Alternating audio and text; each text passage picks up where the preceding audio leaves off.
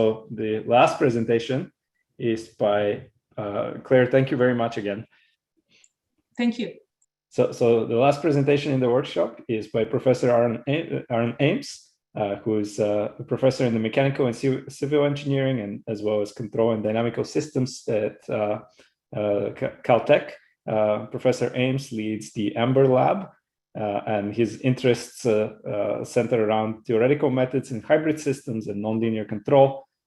He works on bipedal robots as the main application platform, but has done really amazing work and is one of the people who have made control barrier functions really exciting. And it seems like a lot of people now know about control barrier functions and are trying to use them in all kinds of applications. So we're really excited to have Dr. Aaron Ames as our last, but also very exciting talk. We're looking forward to it. Thank you. Thank you very much for the introduction. My slides are showing up okay on your end? Yes, we can see and hear you well. And thanks for the invitation to the workshop. I think it's incredibly timely and fitting, and you've had a great set of speakers that have set the stage on the safety critical control and learning combination. So it's an honor to be part of that group of speakers. So today I want to talk about sort of my perspective on safety critical control and where learning plays a role. This has been largely informed by my students, sort of first and foremost. I guess the way to say it is they dragged me into learning kicking and screaming.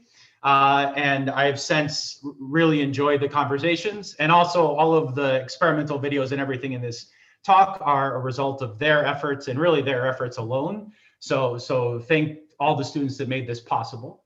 My perspective has also been guided by robots and what they do or don't do, meaning don't work most of the time, it seems, until they finally work and you get that wonderful video. But up to that point, you get a lot of these videos, a lot of the failures of things not working right, the robots falling apart, the robots not doing what you expect.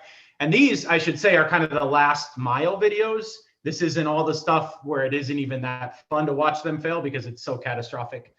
So the question or the point is that robots are hard, and I think everyone knows that, especially high dimensional dynamic robots like Cassie in this case. So what do we do about this? Well, often we take these ICRA videos because they're beautiful when they finally work, right? So this is, after all of that testing, this is the controller, which my students designed from the ground up. So this is all the control layers throughout the robot, and he's joysticking around Caltech in this case. So we're able to do really pretty amazing things now. And this is just one example. Throughout all of ICRA, you've seen that robots, especially legged robots, can really go out in the wild and do fantastic things. So now in the context of safety, what does this mean? How does this set the stage for safety? Well, it was mentioned a bunch of times. So this fits in really nicely with things that, Melanie mentioned, the safety filters, and Claire's talk was a very nice setup for these ideas. Is at a basic level, safety critical control is take a controller that works. So the one in the controller in the top left up here works fine. It stabilizes this controller stabilizes the Segway upright until you start perturbing it and add noise to the sensors, and all of a sudden it fails catastrophically. So the question is, how do we filter the input, find the nearest input that's safe while still achieving our control objective, that is giving you something like on the bottom there. And the basic premise of this is, as was mentioned a couple times, control barrier functions, which I'm going to talk about today. And I'll first set the stage just talking about the theory of control barrier functions. And then from there, I will talk about where learning can play a role in specifically control barrier functions. So my goal here is not to digest all of learning, but rather talk about learning in a very specific setting, that is safety critical control viewed through the lens of control barrier functions, and how learning can help us accommodate uncertainties and unknowns in the system in that context. So to kick it off, let's start with a brief overview of control barrier functions. And so the idea here is really simple, and you've seen a lot of these pieces already throughout the workshop. So you start with some dynamics. These are, in this case, fully nonlinear dynamics. We're going to assume control affine, and that's actually a rather important assumption. It gives you convexity of a QP. You can actually deal with non-affine systems if you're okay with integral control. That's a different subject. And we're also going to consider a fairly simple representation of our safe set. That is, our safe set is a zero super level set of some function h. This, for example, might come from Hamilton-Jacobi methods. In fact, that's a way to synthesize really nice barriers, as recent work by Claire has done. And so in this case, the video below, I'm showing the safe set is on the Cartesian position of the Segway, and it needs to stay within a region in space. So this defines your safe set. This will ultimately define your barrier function. And the goal is to make sure this is always positive. That is, you're staying in this safe set. And so what are control barrier functions, and where do they come from? Well, as kind of indicated here on the side, they're a fairly recent invention, but the idea goes way, way back. So I want to step back for 1 second to 1942 and Negomos theorem. So Negomos came up with this theorem. It's been lost to the ages multiple times and then rediscovered and lost and rediscovered. You know, in the 60s, Bonney and Brazos rediscovered it. In the 90s, the control community sort of discovered it and rediscovered it. And the idea is incredibly simple, and it's inspired by Lyapunov-like methods, that if you have this function h defining your set, and this is kind of the key point, if this function is positive, or the derivative of this function is positive, meaning infinitesimally it's changing in a positive direction on the boundary of your set, then your set is forward invariant, and I'm going to call a forward invariant set safe here. So that this is actually a necessary and sufficient condition. So as long as you check this on the boundary, as long as this is true, you're going to stay in your set. That's great. So where does the control part come in, and where does this 2014 number show up if this sort of dates back to 1942? Well, the question was, and this was in a different context, we were thinking about control Lyapunov functions. This is joint work with Jesse Grizzle and Paulo Tabuada and myself. And we said, okay, that's great, but what do you do if your condition is on the boundary? Do you wait till you hit the boundary? Do you buffer your set, buffer your boundary? Like, this seems very heuristic and hacky. There must be a way of extending this condition to the entire set. And so that's the first thing that we did was this extension. And the extension is seemingly very obvious, but actually is quite deep. So this 0 changes to minus gamma h of x, where gamma is an extended class K function. That extended part is actually really important. What it is it's defined for the entire real line rather than just the positive reals. And that actually makes your set stable as well as being forward invariant. And the idea is by extending it like this, what does this allow? Well, it says on the boundary, you actually rediscover or recreate Negomos condition. So on the boundary, h is 0, hence h dot needs to be greater than or equal to 0. But inside your set, this becomes very negative the further you're in your set. And what that means is h dot can actually shrink, meaning you can actually go towards the boundary of your set. And as you go towards the boundary, you're going to have this lower bound come up and ultimately keep you in the set. So that little twist, that little change is what we call a control barrier function. And that little twist actually did a lot. So first thing it does is it gives you an entire class of controllers that render the system safe. So not just one controller, but entire class. And the way to understand this is much like with control Lyapunov functions. As long as you satisfy your barrier function condition, your control barrier function condition, any controller that lives in the set of control values that at any given point x makes this condition true, then your set is forward invariant with respect to that controller, assuming that controller is Lipschitz continuous, of course, or locally Lipschitz continuous. So again, you have this entire set of controllers that will render your system safe. Once you have a set of controllers, then you can pick any one you want out of this set. One that we often pick as in the context of safety filters is this controller where we're trying to minimize the difference between the action we're going to take, which is you, and some desired control action you desired. So you desired would be your favorite controller that maybe didn't take into account safety. And then you're going to try to minimize that difference subject to this safety constraint. And it's important to note this safety constraint is a fine in your input. And more importantly, and if you're interested, this actually has an explicit closed form solution that can be determined really easily using the KKT condition. So this is the paradigm of a safety filter. And this is what it does in action. So this is it's actually an old video now, but one of my favorites. So in this case, the safe set is keeping the pendulum upright. So you want to keep the pendulum angle between these values. And on the top is just a PD controller. And when you kick it, there's an overshoot, comes back and it falls. If you filter that PD controller through this QP, and we were actually running the QP in real time on the hardware here, you actually are safe, meaning you stay upright, you don't fall over. So that's the basic premise. One more example. This is the one I opened with earlier, but on the top is no barrier function. And then all of a sudden, all these perturbations and all these things cause the system to go unsafe. And then the bottom, the barrier function is filtering that input to make sure that you stay within the safe set. The end of that video is kind of cool. It just goes off to infinity. So that's, again, the idea of the safety filter. Okay. So a couple important points, or what I think are important, maybe philosophically important points.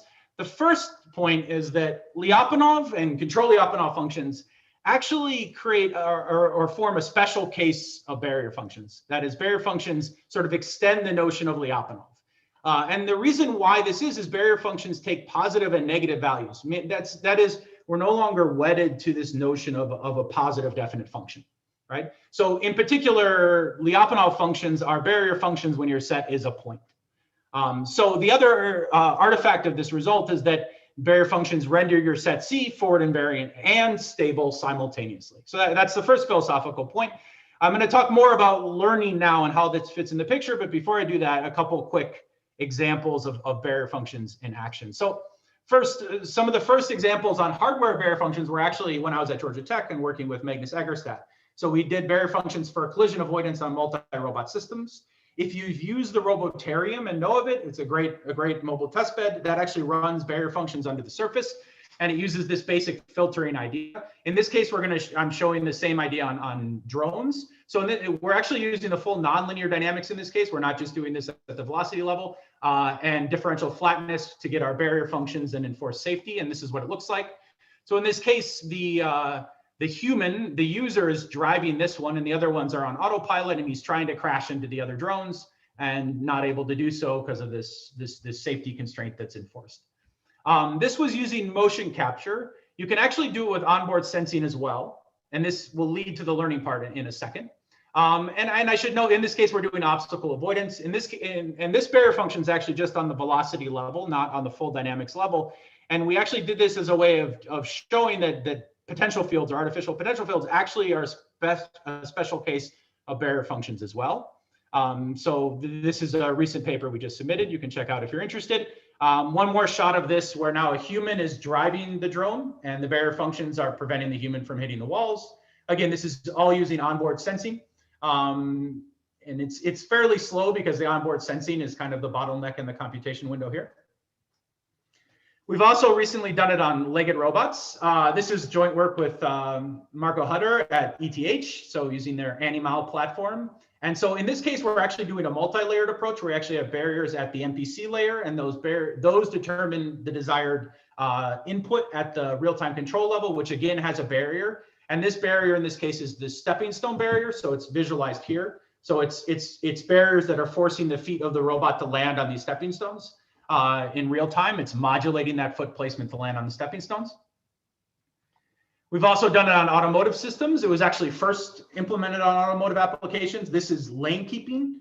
So in this case, the barrier function is the lane. So the car should stay in the lane. And the human on the right there is trying to drive the car out of the lane. And the barrier function is modulating. So on the left is the barrier function input to the car via the steering wheel, keeping it within the lane. So these are just a couple applications. It's actually been applied in really impressive scenarios by groups outside of mine too. I'm just showing a couple examples here.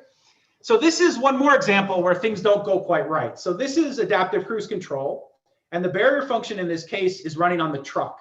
And so what it's doing is it's modulating the input of the truck to try to keep a minimum sort of distance, effectively distance between the truck and the car, the van in front of it.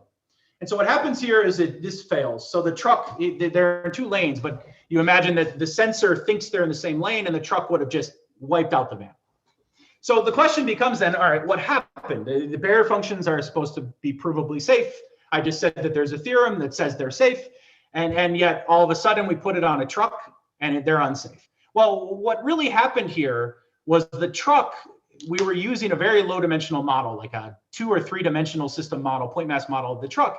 And all of that uncertainty, I mean, a truck is a really complex dynamical system, and all that uncertainty propagated through the system and shows up in the derivative of the barrier. That's the key point. So this uncertainty manifests in this derivative condition. We don't know what it is. We didn't plan for it. And that uncertainty allows H dot to go negative for the true system, even though for our model, H dot was always staying positive. So uncertainty in the system ultimately results in unsafety. And that's really leads into this notion of using learning in conjunction with these control barrier functions. So let me kind of break this down a little bit more mathematically. Everything I presented up to this point was assuming this perfect model of the system. And the reality is that we have the true model of the system and our assumed model of the system, and those are not the same thing. So any guarantee we make on this model won't necessarily translate to this model unless we do really good model identification. Now, the question is, what do you do? Well, what does that mean? Well, what that means is that the model we're working with is this guy, While the true model is this, which has this residual dynamics, which is modulating or potentially messing up what we think we're doing to the system. And so the question becomes now, okay, now we know there's a gap in the model. How do we fix it? Well, we could just learn this entire residual dynamics. We could do it with adaptive control methods. We could do it with learning. In fact, this is what we're doing here in these videos. On the left, we take a assumed model, we put a weight on it so it's uncertain, and we perturb it and it will fail. On the other hand, you could learn the residual dynamics. In fact, in this case, we're actually learning the entire dynamics of the system, running it in an MPC problem and putting that directly on the system. So this is actually learning directly at the level of torque control on the Segway. And that's great. And we do it with about a minute of data, which is also great. The problem is that the Segway is fairly low dimensional, and scaling this to higher dimensions is a real issue.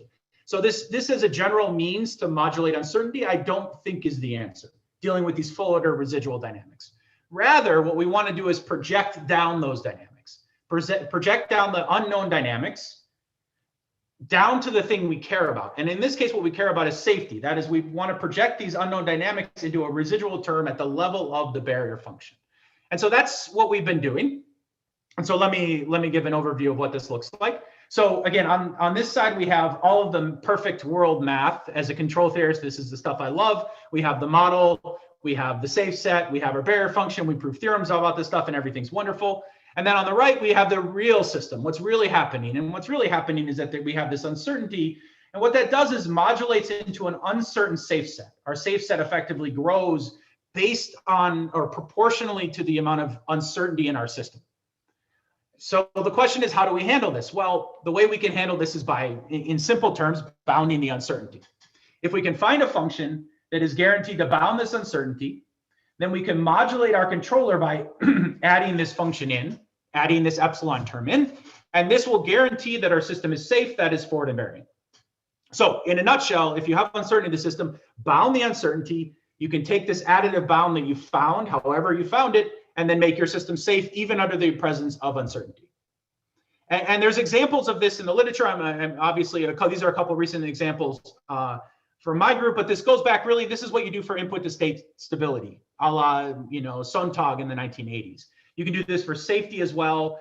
We have other ways we've studied this, and this all theoretically works nicely. Of course, there's practical issues that I'll talk about in a second. But once you have this term, you can add it to your controller, and then you can put it on your system, and you'll get safety. So in this case, this is the same controller we were running before, the same barrier function, except we added in this epsilon term, which bounds our uncertainty, which we determined. Now here's the key. We determined this experimentally through a couple experimental runs. We tuned some parameters in this function, and then ultimately we can make our system safe, even under all those uncertainties I was talking about earlier. Okay. Now, of course, the question you're going to ask, especially in a learning is kind of context is, well, how do we find epsilon? We need to bound our uncertainty, but we don't know what our uncertainty is. Well, the answer is going to be pretty obvious here. If you don't know something and you have data telling you that you don't know it and there's a gap there, you want to learn that gap. So in simple terms, we want to learn delta. And this process is really straightforward. This is like sort of trivial learning application for learning, for supervised learning. So we start by saying we want to learn this delta. We can, from the data, directly determine these deltas over time, over discrete time instances. We can minimize some loss function that closes that gap between the some functional representation or some output of some neural network relative to what we're observing in the data. And we can ultimately augment our controller by putting in that learned term. We can learn the entire term, or we can learn terms outside of your input, whichever your preference is. We've done both actually. And then now you have augmented your controller with this learn component. That is, you've sort of learned the gap between your model and your physical system. Now there's a lot of caveats here. When we're learning an approximation. How do error bounds propagate through this learning process? How do we determine what to learn and where to learn it so that we can obtain theoretical guarantees on the bounds? There's a whole bunch of stuff happening under the surface. It's really important that I'm not going to talk about right now. But in the end, when you do this, it does work in practice. So here's the Segway example again, one more time. And in this case, we have a very simple barrier function. This is our barrier function. And if we put this barrier function on the system without learning, safety is violated because of uncertainties in the system. Now the violation here is fairly small, but it's violated nonetheless. When we add in this learn component, that is through only a couple episodes of learning, because we're only learning a scalar term, we're able to guarantee safety, or I should say, we're able to demonstrate safety through the learned residual term at the level of the control barrier function. So with that, I just want to say really quickly that we've also done this in the context of perception. So perception itself introduces uncertainty in the system because you don't know where your measurements are coming from.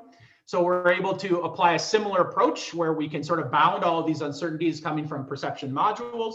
This is joint work with Berkeley, actually. Through this measurement robust barrier function, guarantees safety even in the presence of measurement uncertainty. In this case, uncertainty is coming from a camera module, where we could train it in the lab to bound this uncertainty and then use that bound in practice in the context of a barrier function.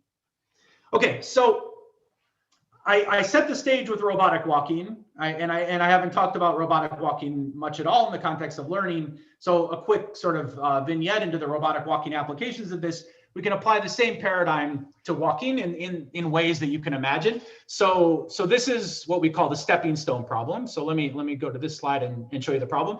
The idea, this problem came up with by Kaushal at Berkeley, Kaushal Srinath. And the idea is you want to recreate what humans can do, which is walking on these stepping stones across rivers and creeks on a walking robot. So we have one nominal walking gait that's going to form the basis for U desired.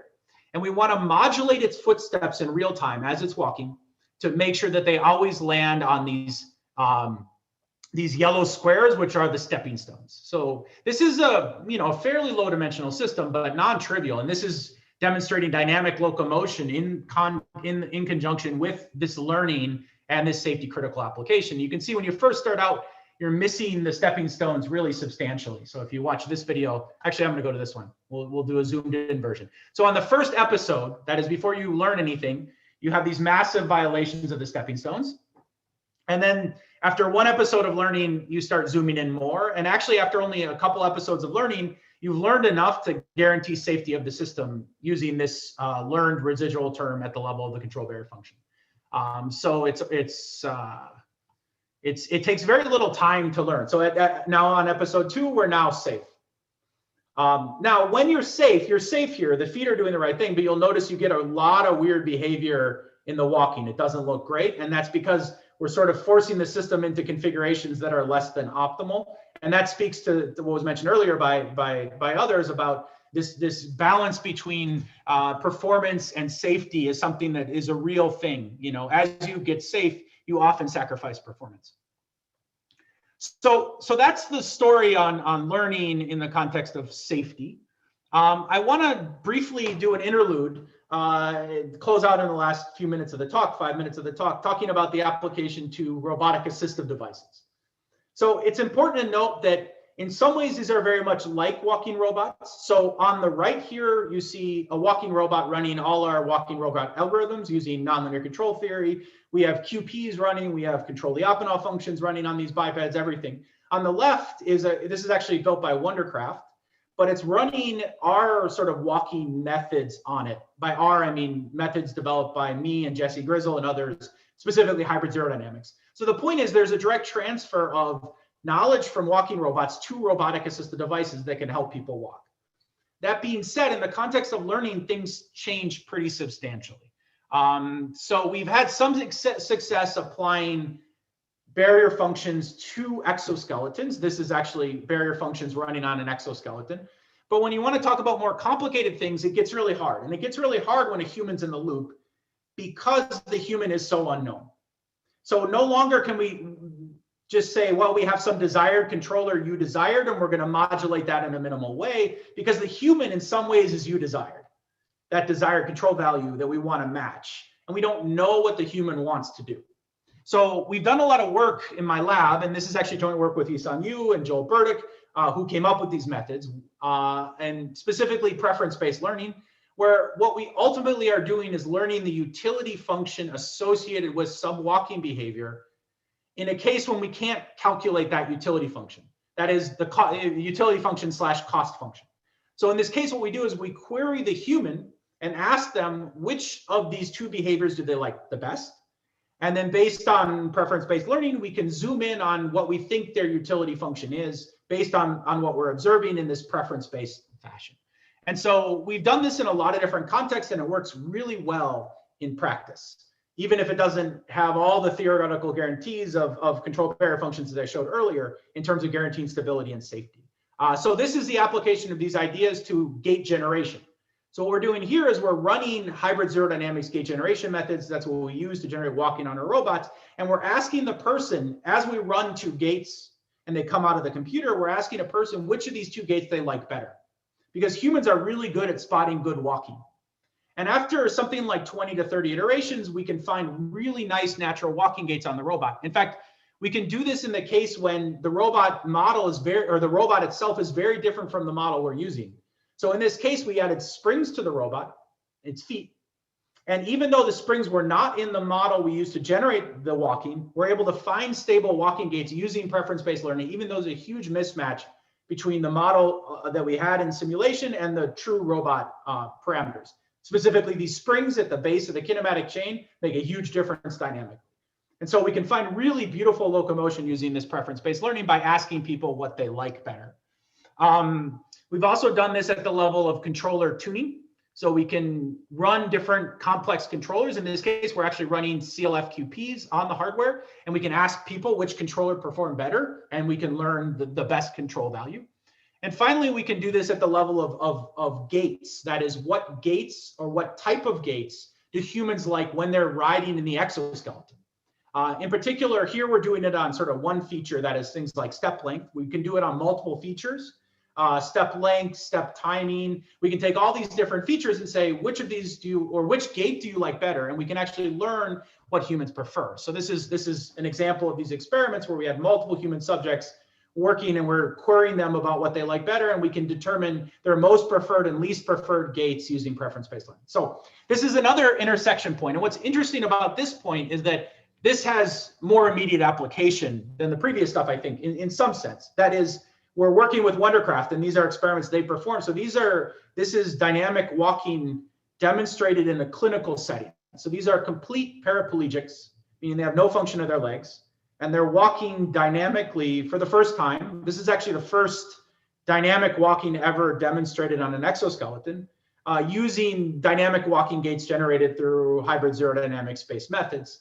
And the point is, we've actually, I can't show it yet, but we've applied preference-based learning to human subjects that have paraplegia and used it to find gaits that they prefer the most. So there's really a direct throughput from the theory we're developing on the preference-based learning side to clinical applications with the hope of actually helping to restore mobility for people that are mobility impaired.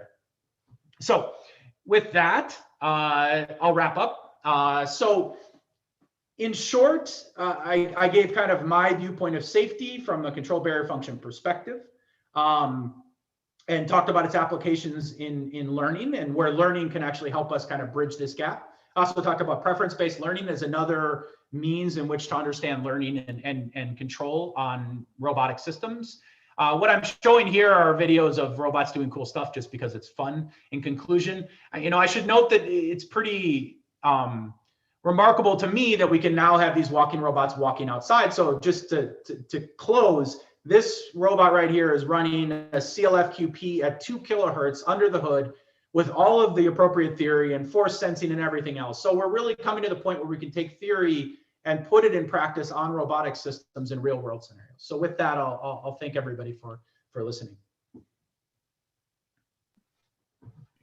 Thank you very much, Aaron. This was a really amazing talk.